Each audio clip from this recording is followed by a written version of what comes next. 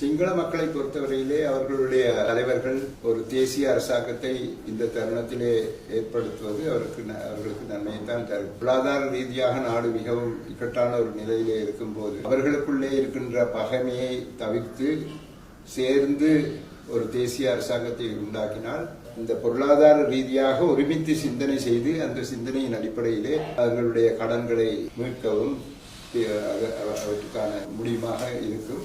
ஆகவே சிங்கள கட்சி தலைவர்கள் அல்லது சிங்கள மக்கள் ஒன்று சேர்ந்து ஒரு தேசிய அரசாங்கத்தை ஏற்படுத்துவது நாட்டுக்கு நன்மை தரும். அப்படியானால் தமிழ் மக்களுடைய பிரச்சனையை பற்றி என்ன என்று கேட்டால், தமிழ் மக்களினுடைய தலைவர்களுடன் சேர்ந்து ஒரு இணக்கப்பாட்டுக்கு வரலாம். இல்லை என்றால் அவர்கள் வெவ்வேறாக இருந்தால் இந்த பிரச்சனை தொடர்ந்து கொண்டே இருக்கும். தமிழ் மக்களுடைய பிரச்சனையை எவ்வாறு தீர்க்கலாம் என்பதை ஒரு தேசிய அரசாங்கம், சிங்கள தலைவர்கள், சிங்கள கட்சி தலைவர்களுடைய தேசிய அரசாங்கம் ஒரு முழுமையான ஒரு தீர்வை கண்டுபிடிக்க அது உதவி புரியும். நான் அதை வரவேற்கின்றேன்.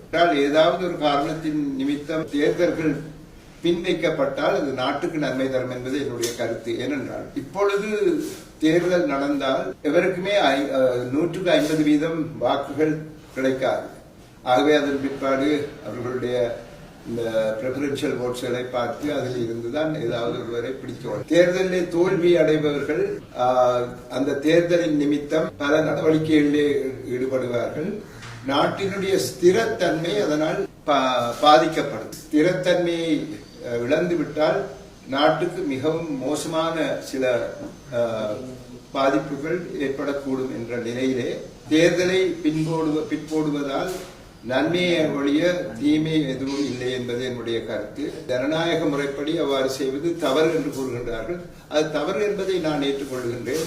ஆனால் நாட்டினுடைய தற்போதைய நிலையின் நிமித்தம் என்னென்ன நடவடிக்கைகளில் நாங்கள் மக்களினுடைய பாதுகாப்புக்காக எடுக்க வேண்டும் என்பதையும் நாங்கள் சிந்தித்து பார்க்க வேண்டும்.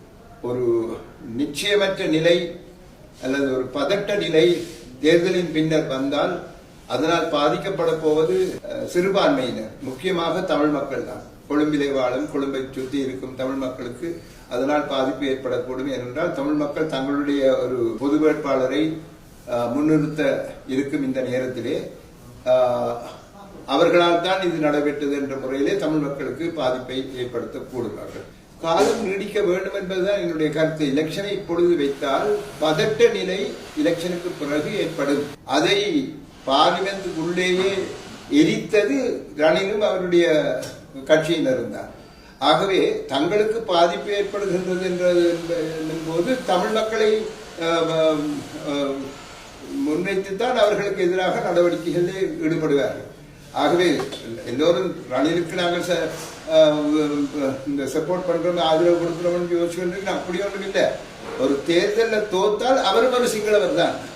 அவர் வித்தியாசமாக இருக்க போவதில்லை இதுல இருந்து விட்டுட்டு போற மாதிரி.